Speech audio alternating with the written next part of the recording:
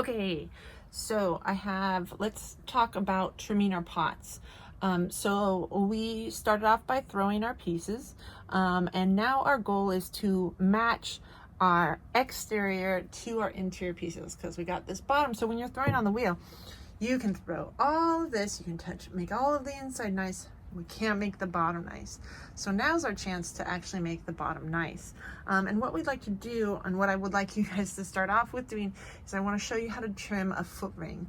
Now a foot ring is that bottom little edge of your plates, bowls, and cups. It's like this little ring that goes around the base that makes it so that you can, does a couple of things. One, it lifts your piece up so it looks like a little pedestal. Okay, so everything's not just built directly into the table or into the wheel head, like flowing down into it. Two, it reduces your surface contact to the shelf in the kiln. So that way you're less likely to pick up all sorts of like random stuff. It can make it so that you can glaze the entire bottom of your piece and sans the foot ring. So here is a piece that I trimmed a foot ring for, and then I cut it in half. Here was our initial like thing. And so that's our foot ring. So that's gonna lift it up. That's gonna like kind of pick up the whole piece so it's not just blah on the table. And you can decide whether, like, this is like points where you can really put some really interesting points of like, do you want this to be angled? Do you want this to be curved? Like, do you have a lot of extra clay on the bottom? So now you can create a really tall foot ring. So it can be super elegant. So if you have thick bottoms, like that could be a feature, guys. But our goal is to match our interior shape to our exterior. Okay, so I knew that the interior of my shape had a curve to it, and that most of this I didn't have to trim off a lot. All I really needed to do is trim off this part and this bottom part. And so when I'm making it like a finger thickness, so that's my like finger thickness over here.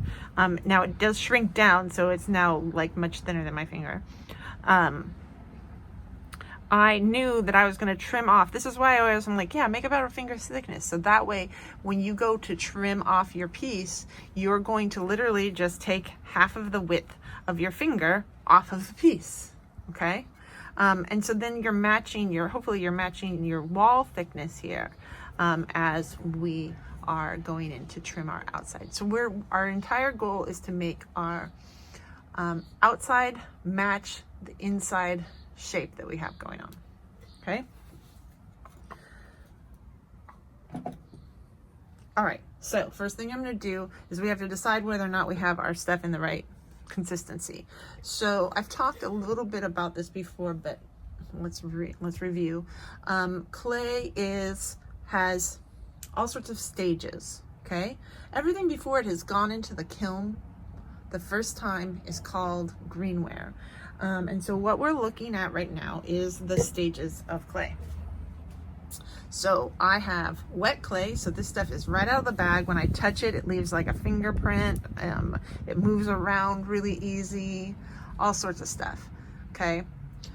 Then on the other end of the spectrum is bone dry. So when I touch it, it is not moving at all. I try to scratch it and it just turns into like little dust. It's chipping off. It's yuck.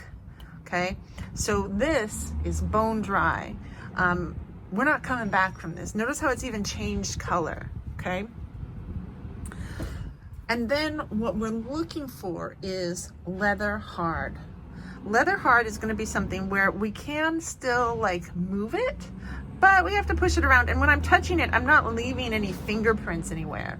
Also, what we're looking for, so if we're talking about plates, we're looking for a stiff leather hard. If we're talking about cups and bowls, I'm typically looking for a little bit more, a slightly softer leather hard. So I should be able to kind of warp that edge just a little bit, but ever so slightly. It shouldn't be easy. Like if I can just like easily squish this, that's no good. We just want a light squishing, a squishing ability. Whereas this stuff, I can easily go back and just reform it. And that's not what's going to happen with this. Okay. Next thing I'm gonna do is listen to the truck that's coming through here. It'll be fine. I'm gonna take a really good look on the inside of my piece, and really think about what sort of like what my wall thicknesses feel like. So I think that like just in feeling this, I can feel that from here down, it's very thin. Okay, so I definitely don't want to trim anything below this point. And then up here I can feel the weight. So, and I generally am working with that finger thickness over here. So I have really thin up here, and then much thicker down here. So I'm gonna try, and my goal when I made this was that I did want to kind of think about it in terms of making like a nice little tumbler so it has a little bit of an angle in. So that's what my goal is going to be when I go to trim this, because again, right around here is my point where I'm going to stop taking away clay, because I don't have any clay. I don't have extra clay here to take away. So let's use our tap centering technique to get this guy started.